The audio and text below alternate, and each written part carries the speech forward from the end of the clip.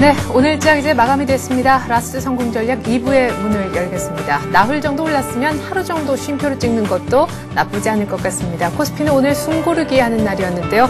결국에 1953포인트로 마감이 됐고 코스닥만 하루 만에 반등에 성공을 했습니다. 주변을 돌아보니까 일본 역시도 약보합권, 중국이 조금 올라오려고 하는데 역시 보합권에서는 크게 벗어나지 않는 모습이었습니다. 결국에 주말에 미국의 고용지표 충격에도 불구하고 미증시가 플러스로 마감한 것이 우리 장 초반에만 아주 단발적인 재료가 되었다라고 보여지는데요. 장 초반 1960선을 찍은 코스피의 오늘 모습이요. 결국에는 가장 강했었다 이렇게 볼 수 있겠습니다. 전강 후약 패턴으로 진행된 오늘장. 결국 외국인 기관의 동반 매도에도 불구하고 IT와 금융은 활짝 웃었던 날이기도 한데요. 한미 FTA가 큰 재료가 되기도 했습니다. 시황센터 가서 좀 더 자세한 얘기 들어보죠.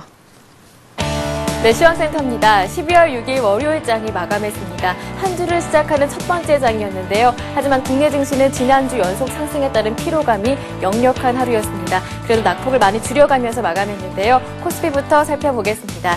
오늘 코스피는 3.6포인트 내리면서 1953포인트에 마감했습니다. 오늘 출발은 1960전도 다시 디뎌보면서 출발을 했는데요. 개인 쪽에서 대형주들을 중심으로 매수했지만 기관과 외국인 쪽에서 팔면서 9시 구간의 약세로 전환이 됐습니다. 하지만 낙폭을 많이 줄여가면서 마감이 됐는데요. 1950선까지는 지지해주는 모습이었습니다. 오늘까지 3거래일 연속으로 코스피 지수는 모든 주요 이평선 위에서 비교적 여유 있게 움직이고 있습니다. 수급 내용 살펴보겠습니다.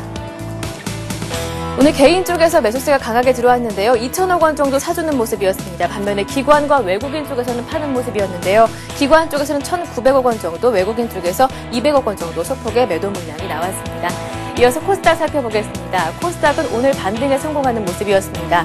0.4포인트 오르면서 502포인트에 마감했는데요. 오늘 출발은 505포인트 상승으로 출발했습니다. 역시나 개인 쪽에서 매수해줬지만 기관 쪽에서 매도 물량을 출하하면서 지수에 부담을 줬는데요. 장중에는 잠시 하락 전환하기도 했습니다. 하지만 꾸준한 개인과 외국인 쪽의 매수세에 다시 한번 강보합권으로 돌아서서 마감했는데요. 수급 내용 자세하게 살펴보겠습니다.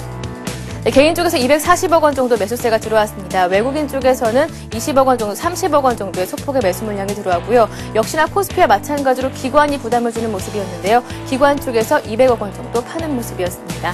이어서 외환시장 살펴보겠습니다. 나흘 연속으로 하락한 원달러 환율은 오늘 장에서는 5원 50전 내린 1133원에 진입해서 마감이 되는 모습이었습니다. 지난 주말 미국의 고용지표가 부진하게 나타나면서 추가 양적 완화에 따른 기대감이 부각됐고요. 이에 따라 결국 글로벌 달러가 약세를 보이는 가운데 유로화 가치가 반등하면서 원달러 환율에는 하락 압력이 됐습니다. 오늘까지 나흘 연속으로 내린 원달러 환율은 1130원대 초반까지 진입해서 하락으로 마감이 됐습니다.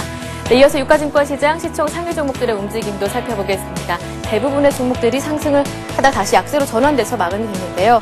삼성전자가 0.4% 하락했지만 하지만 89만 원대 강하게 지지를 해주고 있습니다. 포스코가 6거래일 만에 하락 전환했는데요. 0.2% 소폭 내렸습니다. 현대차도 내리는 반면 부품주인 현대모비스는 1% 상승하면서 강하게 살아있는 모습입니다.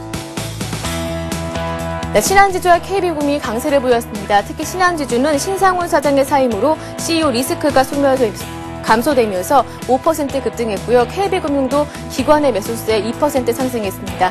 기아차는 약세로 전환했고요. 반면에 나흘 연속 오르고 있는 LG전자는 오늘장 2% 가까이 강한 모습 보여줬습니다.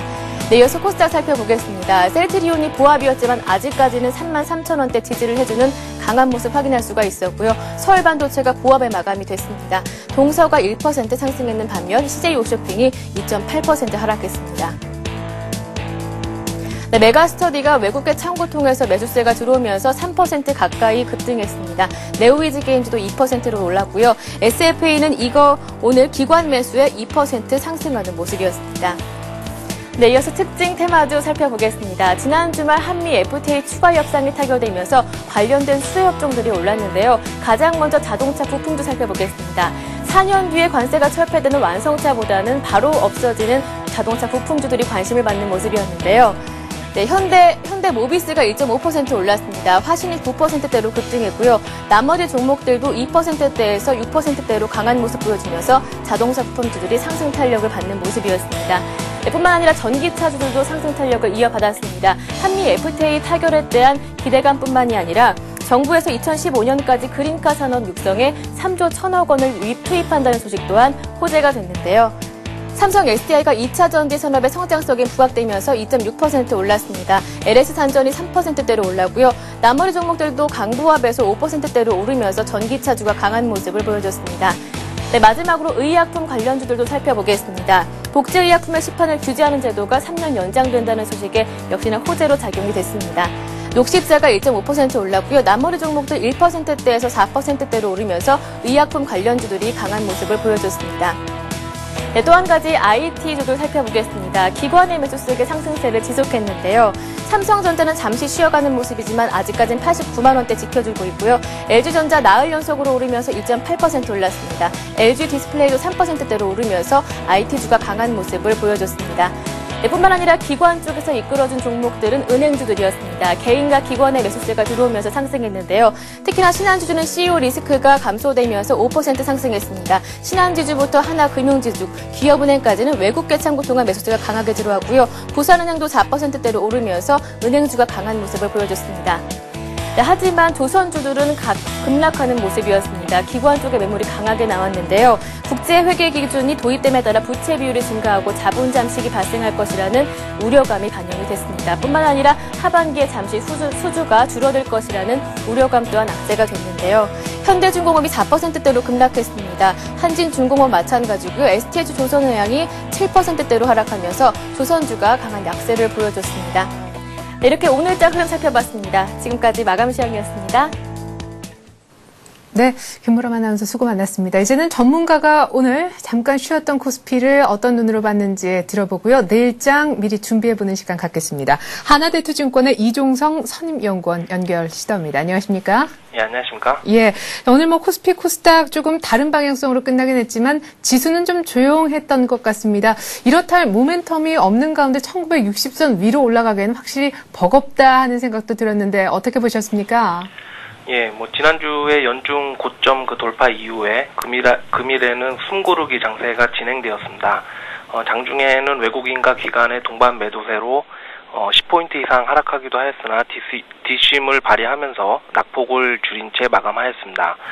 금일에는 한미 FTA 체결 협상이 타결됨에 따라서 수혜주로 분류되는 자동차 부품주와 운수창고, 섬유유복 등의 주가가 시장 대비 강세를 보였고 IT주들은 지난주에 이어서 금일에도 강세를 이어나갔는데요. 차기 주도주로서의 면모를 가시하는 그런 강한 흐름이 당분간 지속될 것으로 이렇게 예상됩니다.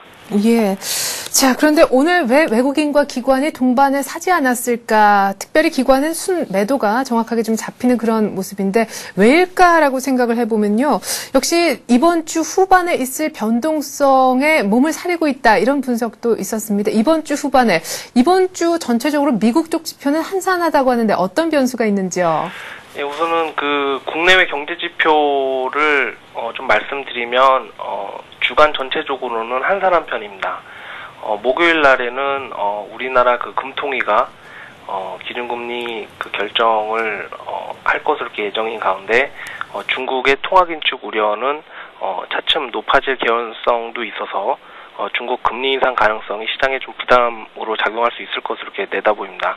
우선 우리나라 금통위에서는 지난달에 기준금리를 올린 데다가 11월 소비자 물가가 3%대로 복귀하였고 실물 지표도 예상보다 좀 부진하게 나온 만큼 연속적으로 금리 인상을 단행하지는 않을 것입니다. 물론 국내 경제의 연착륙과 유동성에 따른 자산 가격 부담을 감안해 본다고 하면 이번 금리 동결이 금리 인상 마무리이기보다는 차후에 금리 인상을 위한 어떤 휴지기로서 인식될 것으로 이렇게 보여서 금리 동결에도 불구하고 향후 한은의 추가 금리 인상 가능성은 사라지지 않을 것입니다. 반면에 이제 12월 중에 중국 금리 인상 가능성은 좀 높아 보이는데요. 특히 향후 2주 내에 단행될 가능성이 상대적으로 크다고 판단됩니다. 이는 내년 경제 방향을 논의하는 중앙경제공작회의가 이번 주 10일에서 12일 동안 열릴 예정인데 내년 중국의 경제 성장률 목표를 8%로 유지하는 반면에 물가 목표는 3%에서 4%로 올리는 이런 통화 정책을 보다 좀 신중하게 가져갈 것임을 밝힐 가능성이 좀 크다고 이렇게 전해지기 때문입니다. 또한 그 다음 주 월요일 날 발표 예정인 그 11월 소비자 물가가 4.7%에서 지난달에 그 4.4%보다 약간 높아질 것으로 이렇게 예상되는 점 등을 좀 감안해 본다고 하면 인민은행이 빠르면 이번 주 말경에 대출 금리를 인상할 가능성도 좀 배제할 수 없기 때문에 이런 우려감으로 인해서 시장이 조금 그 흔들릴 가능성도 있다는 판단입니다. 네, 그래요. 우리는 금리를 동결하겠지만 중국 쪽에서는 추가 긴축 계기가 나올 수 있겠다. 이런 얘기셨는데 그런데도 불구하고 주 후반의 우려를 미리 당겨함으로써 주 초반이 좀 약하고 후반은 오히려 이벤트들이 막 나오고 변수가 도출됐을 때는 더 강할 수도 있다라고 이번 주 정도 그 전망에 있어 약후 강을 전망하시는 분도 계시더라고. 아무튼 약한 곳 어느 곳에서 좀 매수를 하면 좋을 텐데 주중 전망을 어떻게 하시고 또 조정 시에 언제쯤 매수하면 좋은지 그 타이밍도 좀 알려주십시오. 네, 알겠습니다. 그 한 주간 좀 전체적으로 정리해서 말씀드리면 네. 앞서 말씀드린 바와 같이 그 중국 소비자 물가를 비롯한 그 주요 지표 발표를 한 주 앞두고서 개최되는 그 중앙경제공작회의에서 중국 지도부가 인플레이션에 대한 경계감을 표출할 것으로 보여서 인민은행의 예대금리 인상 가능성이 좀 가시권에 점차 진입하고 있는 것으로 판단됩니다. 따라서 중국 긴축 우려감이 나타날 수 있을 것으로 보이고 이번 주 목요일에 맞이하는 선물옵션 동시 만기일 역시 수급 부담이 우려되는 이벤트로 좀 고려될 수가 있겠고 그 다음에 지난주 말에 그 최대 관심사였던 미국의 고용지표 그 결과만 놓고 본다고 하면 어쨌든 신규 고용이 시장이 예상한 그 15만 명을 크게 하회한 그 3만 9천 명 증가에 그쳤고 실업률은 9.8%로 높아지면서 좀 실망감을 안겨주었습니다. 사실 그 주중에 발표된 ADP 민간 고용이 좀 기대치를 상회하면서 한 9만 3천 명 정도 증가했을 때만 해도 11월 신규 고용이 예상을 크게 하회할 것이라고는 생각을 못했던 만큼 이번 고용 지표는 미국 경제에 대한 인식을 다시 약화시킬 수 있을 것으로 판단됩니다. 하지만 이러한 그 요인으로 인해서 시장이 조정을 겪는다고 하면 이때를 주식 비중 그 확대 기회로 삼아야 할 필요가 있겠는데요.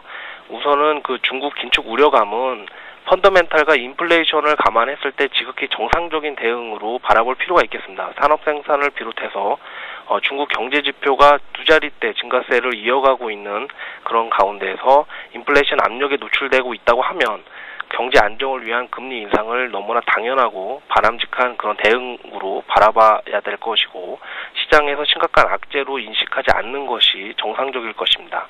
그 다음에 쿼드러플 위칭데이 관련해서는 지난 11월 옵션 만기 충격이 재현될 가능성은 매우 낮다고 보고 있고 이번 만기일은 이제 그 배당과 관련이 많은 상황입니다. 프로그램 매매의 그 주요 매매 주체인 인덱스 펀드의 경우 배당을 받는 게 지금 유리한 상황인 만큼 프로그램 매수세를 유입시킬 요인이 충분한 상황이고 프로그램 매물에 의한 수급 부담은 적게 나타날 것으로 이렇게 전망되고 있습니다.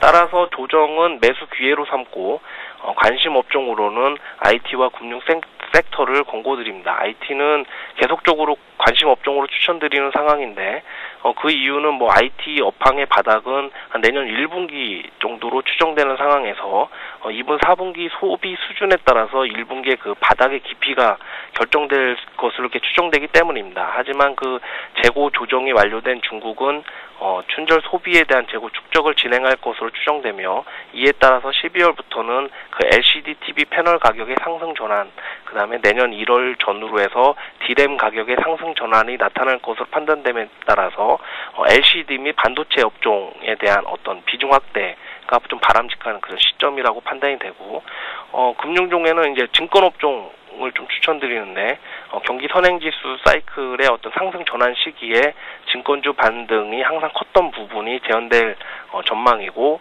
이번 상승 파동이 전고점 돌파에 대한 기대감이 커지고 있는 부분이 있기 때문에 이런 부분에서 증권 업종도 좀 관심 있게 보시길 바랍니다. 네, 자 이번 주 조정 시 매수 IT 쪽 보자 그리고 금융 쪽에서는 증권주 한번 보자 하는 얘기가 있었습니다. 하나대투증권 이종성 선임연구원의 전략이었습니다. 고맙습니다. 네, 감사합니다.